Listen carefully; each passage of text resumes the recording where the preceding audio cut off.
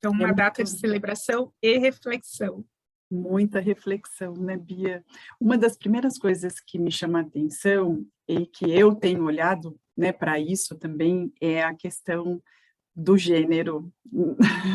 Eu sei que tem uma, né, uma regra aí da língua portuguesa, né, da generalização para o masculino quando existe, né, o sexo masculino na escrita, na fala, mas eu fui atrás de alguns dados e encontrei no site do MEC um dado bastante desatualizado, mas que é uma referência, né, porque pelo que está no MEC é o mais atual, ele é de 2007, mas eu não sei se ele mudou muito, e por isso, então, também, né, trago ainda esses dados, mesmo desatualizados. E ele traz, Bia, nesse censo que está lá no site do MEC, que entre feminino e masculino, né, a quantidade de professores e de professoras, ela vai mudando conforme os estudos, né, conforme as formações. Então, é bem curioso, porque ele fala que na creche, né, 98% são mulheres. Depois ela vai mudando para 96 na pré-escola, para 91 no Fundamental 1, né? Aqui está falando anos iniciais, creio que seja aí o Fundamental 1, e depois ele chega a 74% no Fundamental 2, que está como anos finais, nesse gráfico que eu busquei. Mas ainda continua sendo, né, uma grande maioria de mulheres, né? E por isso também eu fiquei muito com essa fala, né, de dia da professora e do professor, para reconhecer também essa questão. E esses dados, finalizando aqui, né, essa leitura desse gráfico, ele vai tendo um pouco mais de equilíbrio, mas, né, a gente continua assim, num equilíbrio lá no ensino superior, onde ele apresenta que mulheres são quase 47% e homens quase 53%, aí, numa média, né? Que chega aí quase no equilíbrio. Eu queria ouvir de você também um pouquinho em relação a isso, porque você também deu aula, né, dá aula no ensino superior e também transita aí nos ensinos fundamentais, dentro da sala de aula, ou na formação curricular também. Esses dados, né, como ficam? Eles são visíveis mesmo, né? Então, os dados estatísticos, de fato, reproduzem aí o que é a realidade. E tem 98% das mulheres na creche, eu te digo que os pedagogos não conseguem espaço para atuar nas creches. Existe um preconceito muito grande. Eu tenho colegas pedagogos e eles não são contratados nessa fase infantil, principalmente porque tem o trato com a criança, né, do trocar a fralda, do alimentar, e a gente tem aí outros preconceitos, né, que impedem, muitas vezes, uma escola básica de educação infantil contratar homens nessa fase. A escola que contrata, ela certamente, infelizmente, né, ela tem problemas com os pais. Então, esse dado, ele revela não só de que existe um maior número de mulheres formadas nessa área, mas também ele revela um problema que é social, né, que é uma das questões complexas da sociedade, que é um machismo mesmo, né, de que esse é um papel da mulher, a mulher é cuidadora, a mulher educa a criança, esse não é um papel do homem. Nós ainda temos isso, de alguma forma, refletindo nos dados. À medida que a criança cresce, e aí você foi trazendo para a gente que esse percentual vai mudando, e é isso mesmo, né? Então, lá no ensino fundamental, nós já encontramos professores. Então, professores, e aí em algumas áreas também mais específicas, né? Em história, em geografia, em matemática, em física, nós vamos encontrando homens mais no ensino fundamental mesmo, e isso amplia no ensino superior. E aí, muitas vezes, quando você olha só para o ensino superior, você não percebe essa divergência, porque você viu os números que você trouxe é muito próximo ali um do outro. você consegue identificar em algumas áreas. Então, em algumas áreas, você tem propensão de ter mais homens do que mulheres. Isso tem mudado, graças a Deus, né? Tem mudado bastante. Então, você vê mulheres na área da engenharia, o que há muitos anos era difícil, e você vê mulheres liderando essas áreas também, né? Então, isso tem mudado, mas é uma realidade ainda, é um dado de 2007 que você disse, né? Foi isso? É um dado de 2007, deve ter uma mudança considerável aí nos últimos anos, mas não deve ser tão diferente disso que você trouxe, não. Mas eu acho que tende agora é um caminho que vai mudar aí nos próximos anos. Nossa geração talvez não veja tão de perto, mas as gerações futuras, sim. Sim. E até porque as mulheres começaram a assumir outras funções que não só a área da educação. Quando as mulheres começaram a trabalhar, qual foi o primeiro espaço que abriram, né? As escolas, porque se ela estava em casa, cuidando de criança, ela era formadora em casa, ela podia ser formadora na escola. E isso é uma coisa que atualmente também tem mudado, né? Eu digo que as mulheres estão em alta, e então tem mudado bastante esse perfil. Muito interessante isso, né? E acho que, né, eu vou ficar atrás de novos dados para fazer esse comparativo também, sem perder essa referência que é de 2007, sim. É uma referência super importante. Sim. Um outro dado interessante que combina com o que você comentou, Bia, em relação às formações, né, ao tipo de formação, matemática, história, geografia, tem um outro dado interessante nesse mesmo censo, que ele traz que professores do ensino fundamental somavam, né, em 2007, no Brasil, 646 mil em números.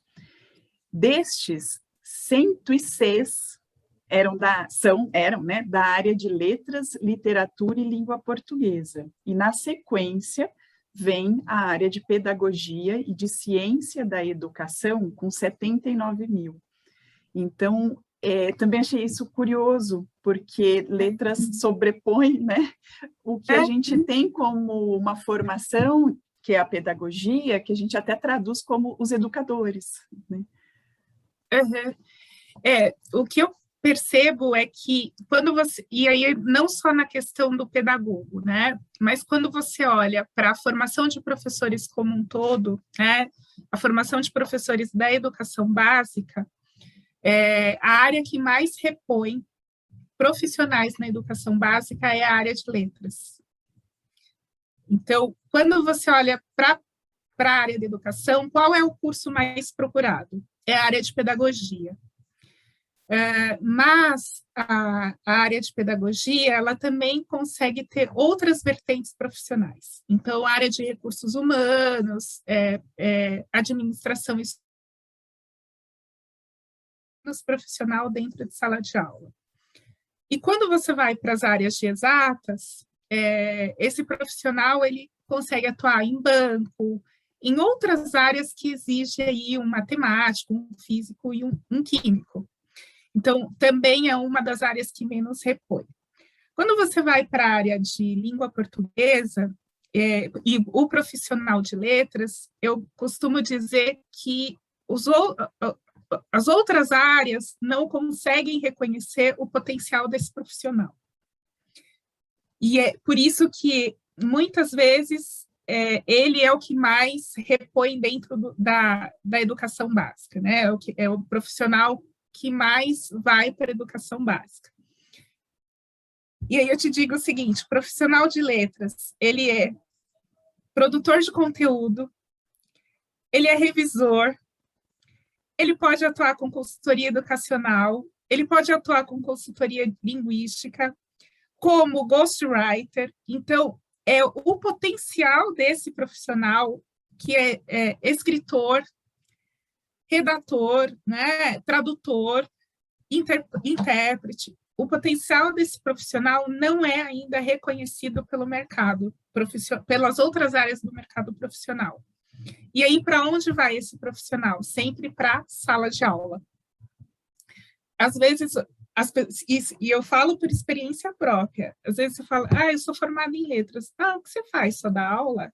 Dá aula, né? Não dá para fazer outra coisa. Eu falo, nossa, dá para fazer tanta coisa com a minha profissão. E então, hoje, sim, a área de letras é a área que mais repõe a educação básica, e é também e tem também uma razão, né, disso.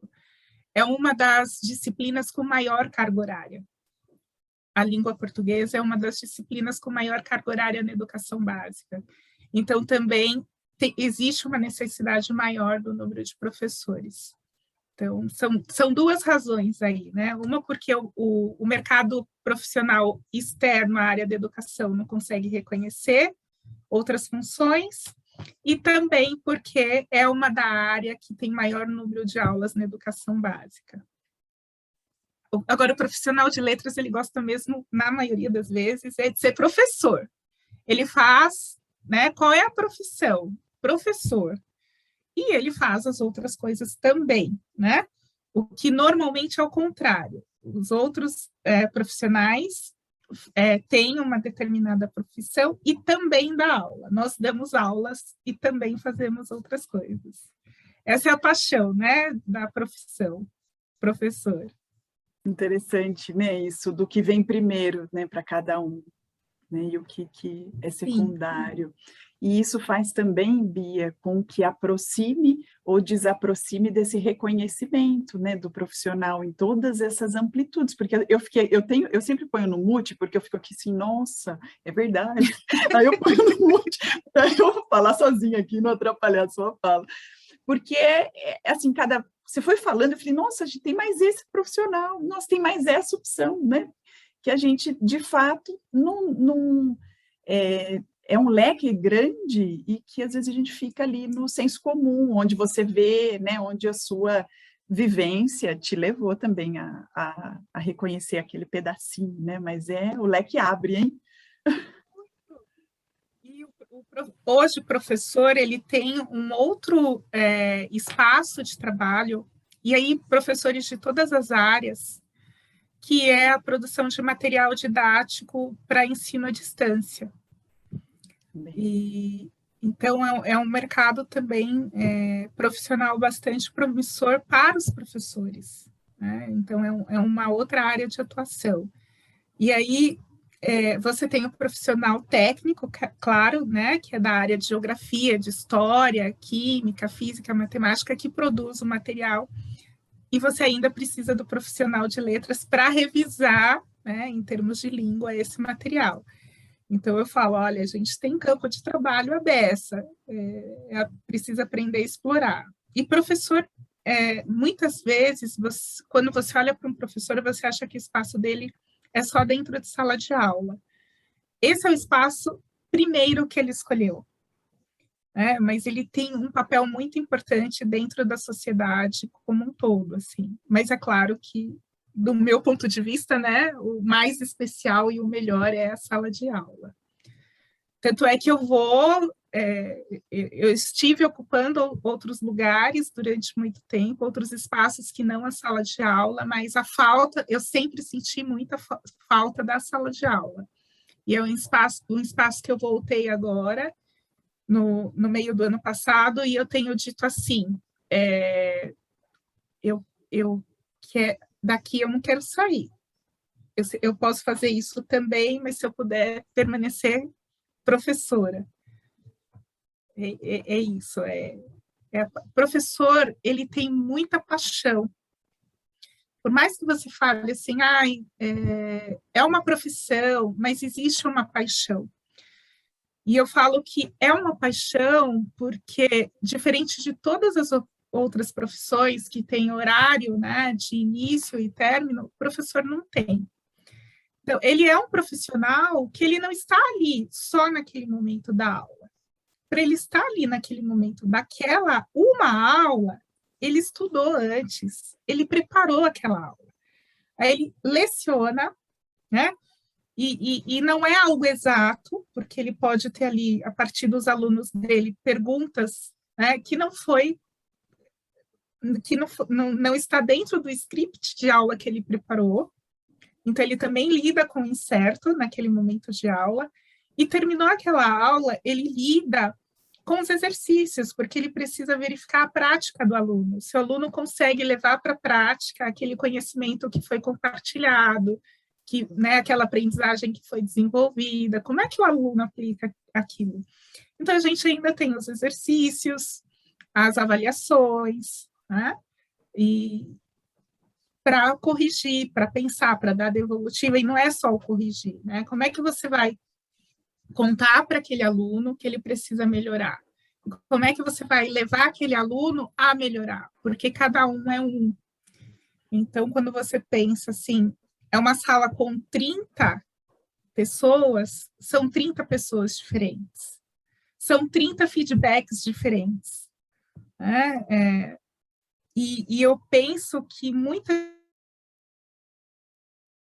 Quando ficou com seus filhos em casa, e assistia às aulas remotas, e via ali todos eles chamando o professor ao mesmo tempo, né?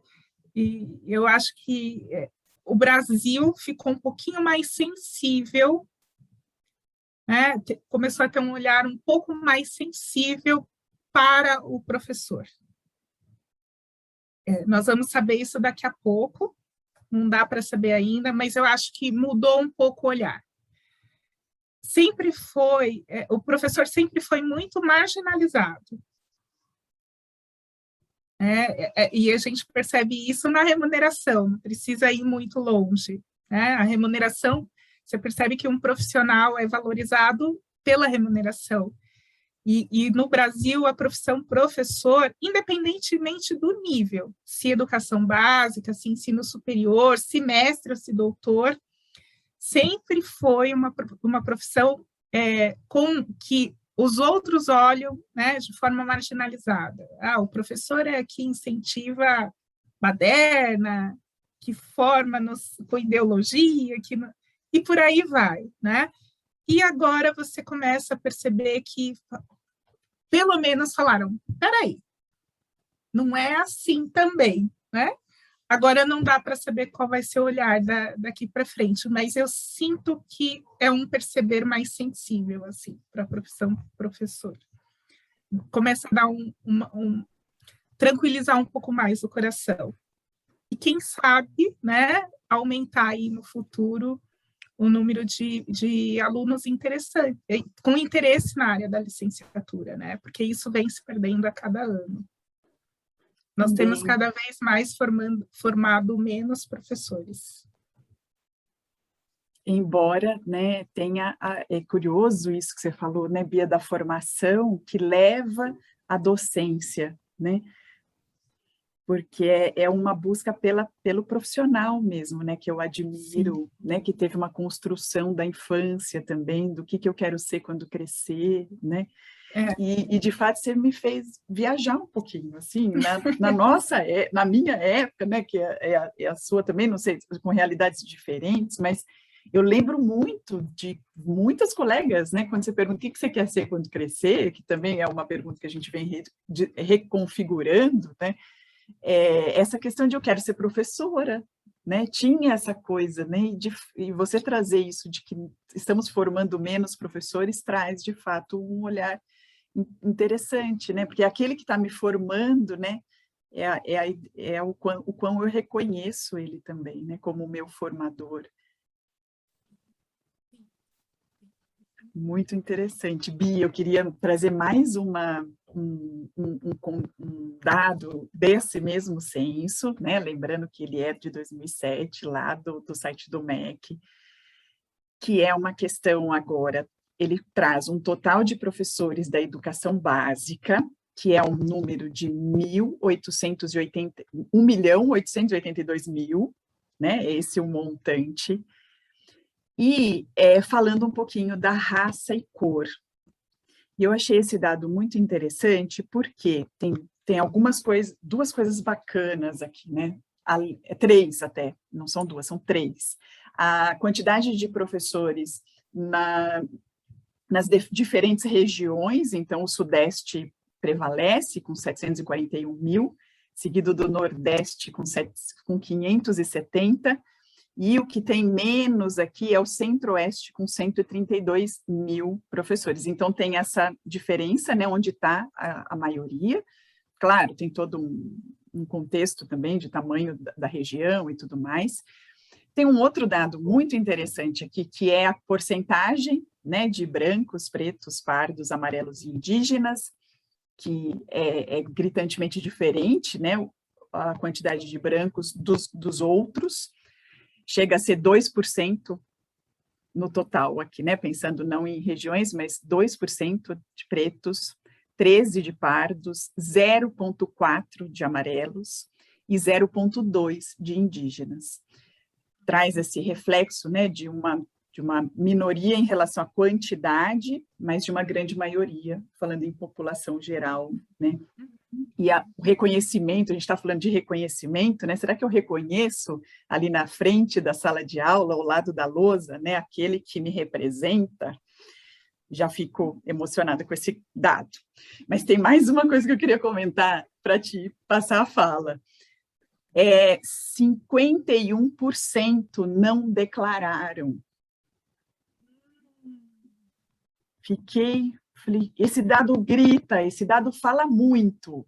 E eu não tenho ideia do que ele fala, mas que ele fala muito, ele fala. Olha, talvez eu não tenha uma ideia exata, assim, né? Mas por que a maioria dos professores são brancos, né? Porque é muito difícil um preto ou um indígena alcançar um ensino superior. Essa é a realidade do nosso país, né? Essa diferença étnica existe. Conseguimos reduzir aí com algumas políticas de educação nos últimos anos? Conseguimos, mas também tivemos um retrocesso grande aí nos últimos anos, né? Nesses 2, 3 últimos anos, nós tivemos um retrocesso considerável. Bom, eu fui formada numa época em que não existiam políticas públicas para negros e para indígenas. Não existiam. Eu fiz sacrifícios que eu desejo que que os jovens que estão aí hoje não tenham que fazer. Agora, eu tive a sorte de pertencer a uma instituição que, embora não existissem políticas públicas, né, concedia bolsa integral. Então, eu sou fruto da transformação pela educação. Eu fui transformada por uma ação social de uma instituição de ensino, né? E eu preciso dizer que é o Mackenzie. Eu tive bolsa na graduação, eu tive bolsa no mestrado e eu tive bolsa no doutorado.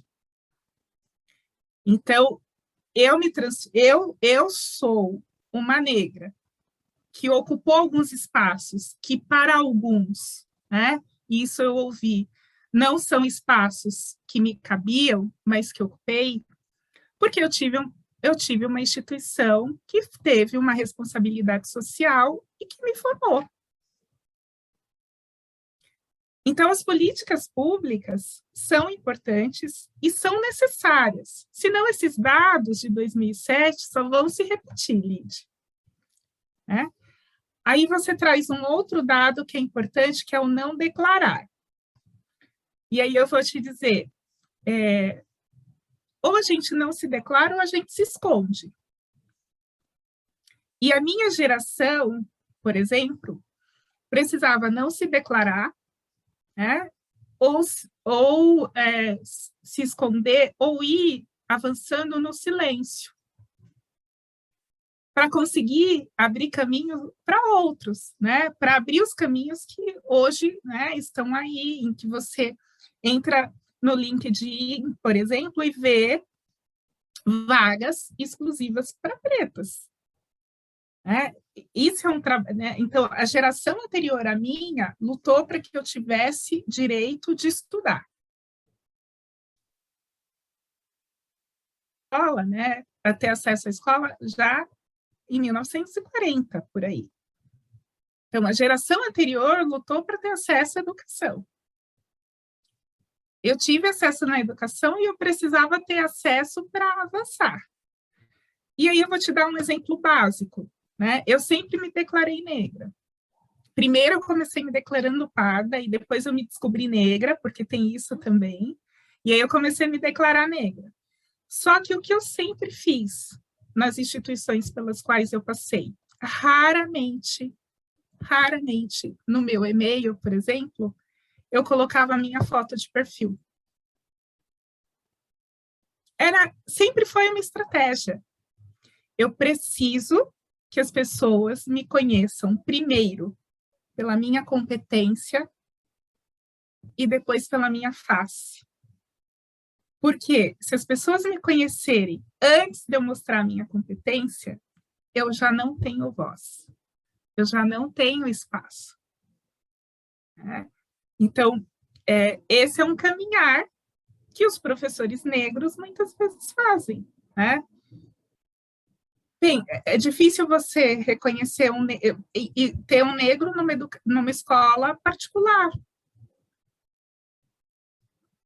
Eu posso desafiar aqui vários pais a olharem para a escola particular que os filhos estudam e contar quantos professores pretos existem nessa escola.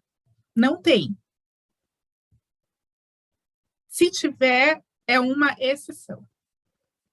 Quando você vai para o ensino superior, isso já começa a mudar. Mas ainda não representa a realidade do que é, né? Do que é o Brasil. Então, sim, essa questão de você ter mais professores brancos na educação básica é real. De você ter professores que não se declaram, é real também. Né? Você vai no silêncio para conseguir abrir espaços para outras gerações. Então, você não se declara, você avança primeiro, né, com a sua competência, para depois você dizer, olha, eu sou, né, negra, eu sou preta, eu estou aqui. É um pouco disso. Então, esses dados são reais mesmo, Lídia. Quanto ensinamento, né? Eu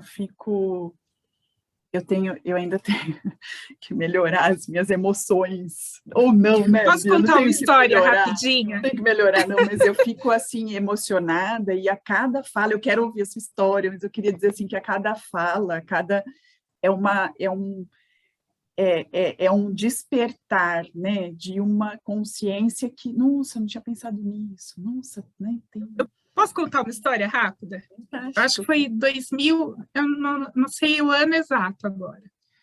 Um grupo de alunas, 3 ou 4, se não me engano, chegaram na minha sala e disseram assim para mim, nós queremos um espaço, porque nós achamos que você não nos dá voz. E eu fiquei olhando, e elas estavam ali me questionando mesmo, como assim uma professora negra não dá voz, que não sei o quê, não faz ação, você não vê movimento nenhum nesse sentido. E eu fiquei, e para elas estavam, acho que talvez naquele primeiro momento, me intimidando. E eu estava numa felicidade de vê-las ali, me cobrando isso. E aí eu lembro que eu fiz a seguinte pergunta para elas, quantas professoras negras vocês já tiveram? Ou quantas vocês têm aqui? Só você. Eu falei, então, por isso que a minha luta precisa ser silenciosa, mas a de vocês não. Porque eu fui a única na minha graduação, na minha sala, mas vocês já não estão mais sozinhas. Então, de fato, vocês podem fazer barulho, eu não podia. Aí elas me pediram um espaço e eu cedi. Eu não tive a oportunidade de falar para elas, mas ali naquele momento, naquele exato momento, eu tive a certeza de que eu poderia começar a minha transição capilar. E foi ali que eu comecei. Eu falei, agora eu posso parar de alisar o meu cabelo.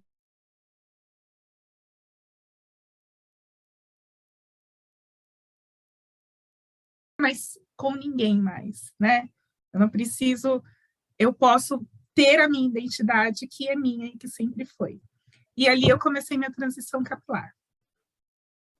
Então, as minhas alunas que me provocaram, né, pedindo um espaço, mal sabem elas o quanto, né, elas me revelaram que o mundo estava mudando e que eu podia, né, assumir quem eu sou em termos de identidade, gostar do meu cabelo como ele é. Que presente, né, Bia? Que cutucada. Quando Não, você falou assim, eu não tive a oportunidade de falar, eu falei, tá falando.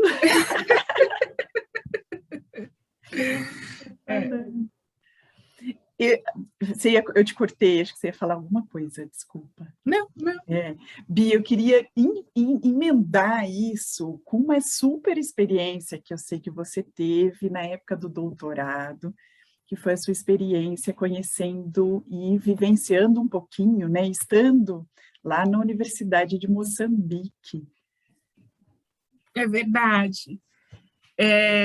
No mestrado, eu estudei sobre a língua portuguesa, né, em Moçambique, e no doutorado eu aprofundei, o que é uma questão de identidade, né? Como professora, eu sempre fui buscando aí uma questão identitária, e esbarrei ali em Moçambique. Foi uma experiência, para mim, formidável, né? Primeiro porque foi uma das poucas vezes que eu tive a chance de sair do país. Então, eu já tinha ido para um congresso em Portugal, mas eu nunca tinha ficado 15 dias fora, assim, né? Eu tive a oportunidade de ir com duas colegas da sua área, inclusive, que elas foram fazer outras pesquisas, né, da área de administração, e eu fui para fazer a pesquisa em língua portuguesa. Para mim, foi uma experiência formidável. Eu tenho... sabe aquelas experiências que você, até hoje, assim, na sua vida, você usa? Porque eu tive contato com uma cultura diferente, contato com povos que também foram explorados por portugueses e que foi uma exploração que durou até 1975, portanto, bem diferente da nossa, né? É um país que, em termos de independência, é novo, é uma criança agora, né? Eu brinco que quando eu fui ainda era um bebê, agora já é uma criança. E como tudo é muito vivo lá, né? As pessoas têm uma consciência muito diferente da nossa, em termos de cidadania, de contribuição social. Qualquer indivíduo lá sabe o nome de ministro, de presidente, sabe o que um fez, o que o outro deixou de fazer, quem contribuiu para a população, quem não contribuiu. Porque como eles ficaram até 75, né? 1975, sobre um período de colonização, a consciência da população é bem diferente da nossa, assim. Então, eles acompanham muito de perto tudo que acontece. Então, eu voltei de lá com uma consciência maior do meu papel como cidadã. Eu acho que aprendi mais lá do que todos os anos. Em 15 dias lá, eu acho que eu tive voltei com uma consciência muito maior, né, da minha importância como cidadã, porque às vezes a gente tem um pouco disso, tanto faz, votar em um, votar em outro, né? E eu voltei de lá dizendo, não, faz toda a diferença. E então, e também em termos acadêmicos, né? Porque quando eu converso com os professores de lá e fico em contato até hoje, assim, essa é a oportunidade que eu tenho de aprender e colaborar com a formação do futuro, né, dos jovens que vão atuar no futuro desse país. Então, eu tenho muitos amigos moçambicanos que vêm para cá para fazer mestrado ou doutorado. E Santa Catarina, a Universidade de Santa Catarina é uma universidade que recebe bastante moçambicanos, e eles passam aqui por São Paulo, às vezes ficam uma noite, um dia, 2 na minha casa e vão para Santa Catarina, às vezes vêm de Santa Catarina, passam por aqui e vão para Moçambique. E é sempre um aprendizado, assim. Eu aprendo mais sobre a diversidade da língua portuguesa, a diversidade do ensino da língua portuguesa, porque aqui a gente ensina como língua primeira, lá é como língua segunda, porque existem as línguas banto, né? E aprendo também sobre a importância que o professor tem como papel social e contribuição para a formação de um país, que eu acho que nós não temos muito essa percepção aqui no Brasil. Como um professor é importante para uma sociedade melhor, para um país melhor, como a educação é essencial para que a gente tenha um país melhor. Professor é o salvador da pátria, a gente conversava outro dia sobre isso, né? Professor é o salvador da pátria? Ele é a solução dos problemas? Não. Eu não acredito mesmo que professor transforme o mundo. Nossa, se eu tivesse o poder de transformar o mundo, mas eu tenho certeza que um professor consegue transformar vidas. E quando você transforma vidas para vidas melhores, né, você faz um mundo melhor. Então, quando eu olho para mim, que sou professora, e eu sou fruto de uma instituição com um curso de letras, que tinha uma ação social, uma responsabilidade social, e me formou professora, me tornou melhor, né? E eu tenho condições hoje de formar e modificar outras vidas, então olha a cadeia, né, disso tudo. Então, eu melhorei a minha vida, eu melhorei a vida da minha família, né? Eu brinco que minha mãe falava assim, estuda para não ter a mesma função que eu. Que a minha mãe foi faxineira a vida toda, depois, agora já, depois de muitos anos, atuou como babá. E aí ela dizia assim, o sonho da minha mãe era que eu fosse telefonista, porque eu acho que era o mais alto que chegava para ela naquele momento, né? E aí eu me pego um dia vendo minha mãe com pouquíssima leitura, lendo a minha tese. Mas ela leu, no tempo dela, do jeito... E aí ela fechou, eu lembro dela fechando assim no sofá. Nossa, filha, foi você que escreveu? Eu falei, foi. Como você conseguiu, né? Graças a você.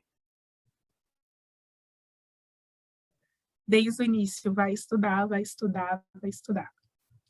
Talvez ela nem soubesse o tamanho do quanto um estudo modifica, né? Hoje eu acho que ela tem. Mas era o que ela me repetia, assim, constantemente. E eu tenho muito essa voz dela, assim, ecoando na minha cabeça. Então, eu acho que escolher a profissão professor veio muito disso, né? De que você precisa estudar, você precisa estudar, você precisa estudar, vai estudar, vai estudar, vai estudar. E de encontrar professores que também me incentivaram, né?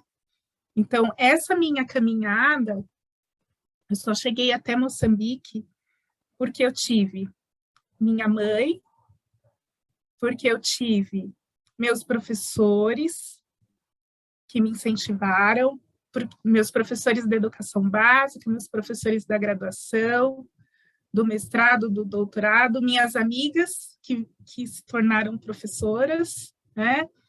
E que e que também não são professores, mas sempre estiveram ali me incentivando a seguir na profissão. Então, o professor, ele é um pouco, muito, ele é um pouco, muito não, né? Ele é um pouco de muitos que o incentivam, que acreditam, né? E eu brinco que eu tenho alguns professores que eu falo assim, que bom, né? Eu tive uma professora na graduação, no primeiro semestre, e eu comecei muito mal, Lídia, imagina, eu tinha vindo de escola pública, numa instituição super forte, e eu já tinha algum tempo que eu não estudava, porque eu não ingressei direto logo que eu saí do ensino médio, e essa professora modificou o meu olhar. Eu lembro que eu fui muito mal na prova, e ela dizia assim para mim, a sua prova não condiz com a sua participação em sala de aula, alguma coisa está acontecendo. Você pode ficar depois da aula? Eu falei, posso. E eu sentei na frente da mesa, ela falou, não, eu quero que você sente aqui, do meu lado. Eu fui, coloquei a carteira assim do lado dela, e ela me fez ler a minha prova inteira, e cada parágrafo eu tinha que explicar para ela o que eu queria dizer com aquilo.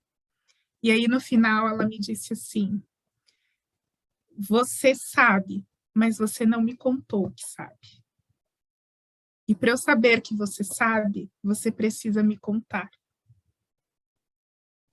E aí me indicou vários livros para ler, e me chamou a atenção de quanto eu era responsável também pela minha formação. E aí eu acho que eu deslanchei. Então, eu tenho muita gratidão para essa professora. Nossa. E a gente vai tendo professores, né?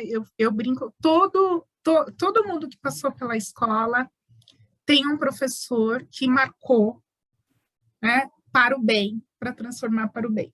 A gente sempre ouve uma história, aquele professor não gosto nem de lembrar. Mas sempre tem um que marcou, e marcou profundamente, marcou para transformar, que você diz assim, antes e depois. A gente sempre tem um professor assim. Ai, que gostoso, você está aqui falando, e primeiro que eu arrepio, eu suo, eu me mexo, né, eu fico limpando aqui ao lado, eu não consigo ficar quieta, porque é muita informação, é muito conhecimento, e, Bia, olha que coisa maravilhosa, né, que potência que é tudo isso. A gente está falando de uma profissão docente, e a gente está reconhecendo e se reconhecendo, né, nesse processo todo, e o quanto a gente aprende. Você falou uma coisa muito interessante, assim, além do reconhecimento da sua mãe, que é uma coisa, né, que você falou, que lindo, assim, eu me emocionei muito, ela lendo a sua tese, assim, que maravilhoso, a história da professora, mas também o quanto, primeiro a gente estava falando, né, você comentou essa coisa da sala de aula, existe uma semântica, né? Você fala ensino, sala de aula, quadro, mesa, carteira, aluno, professor, né? Mas, quando eu desconstruo também essas paredes, o quanto o ensino, ele vem de muitos, desde que ele esteja, né, às vezes inconsciente também, né, eu ia falar desde que ele esteja consciente, mas não necessariamente, porque às vezes o inconsciente faz com que ele solte algo que ele não devia ter falado, mas aquilo também te transforma, né? Também te transforma. É nesse sentido que eu disse que nós somos pouco de muitos. Nós somos plurais, assim, quando a gente olha para nós, enquanto professor, né, qual é a constituição que nós temos como professor, nós somos um pouco de muitos. Um pouco de muitos, mais o que nós nos tornamos, e mais o que vamos nos modificar, e mais o que já nos modificamos. Porque se o professor é sujeito que está sempre em formação, é isso, né? Nós somos um pouco de muitos, e muitos dos professores também que passaram pelas nossas vidas, muito do que nós já fomos e nos modificamos, muito do que somos agora e muito do que seremos. Né? Então, eu gosto muito de ser professora, acho que por conta dessa mudança mesmo, né, de ser professora. É um processo de renovação.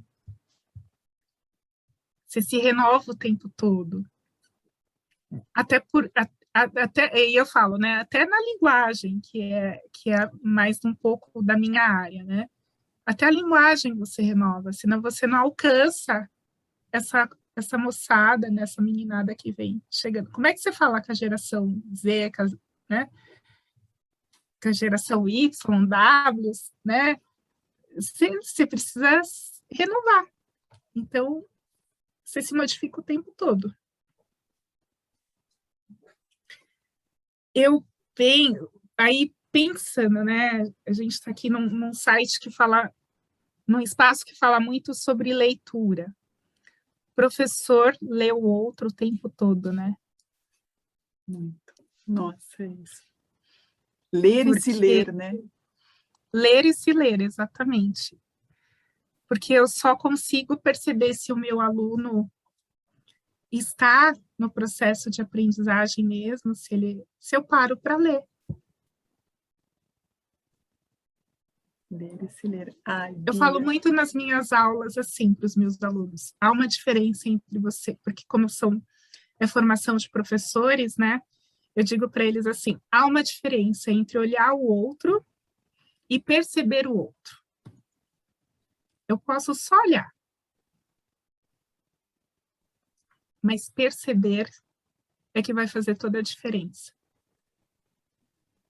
Quando eu perceber o outro, por que ele não consegue aprender? Eu posso olhar, ele não aprende. Agora, se eu percebo porque ele não aprende, eu vou conseguir desenvolver uma estratégia, um método para levá-lo a aprender. E às vezes, quando você percebe o seu aluno, o problema não está nele, né? O problema está fora, isso é muito curioso também. Então, é uma profissão que eu percebo que a gente fica o tempo todo tentando mapear. O professor tem que fazer isso, o professor tem que fazer isso. Só que o tempo todo, esse mapeamento também muda, né? Porque você faz um mapeamento de acordo com uma geração, daqui a pouco você recebe outra. E os problemas sociais daquela geração, né, as questões sociais daquela geração são outras. Então, aquele mapeamento já não serve mais.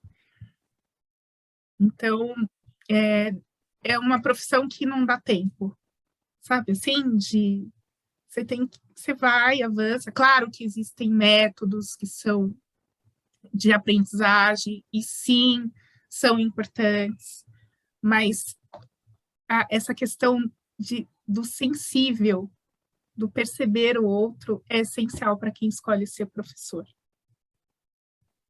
Precisa existir. Sim, precisa ter. Nossa, além de todos os estudos, de toda a formação, de todo o método, de todo o conhecimento metodológico, de todos os recursos, esse olhar para o outro, esse perceber, precisa existir. Senão você não consegue nem definir qual é o melhor método para aquela turma. E é pontual, né? Como você falou, né? Pontual, não é um checklist, aprendi, a próxima turma eu vou repetir. Quando eu chego na próxima turma tem um outro contexto, outras pessoas, né? E que eu vou ter que... Nossa, encantador, encantador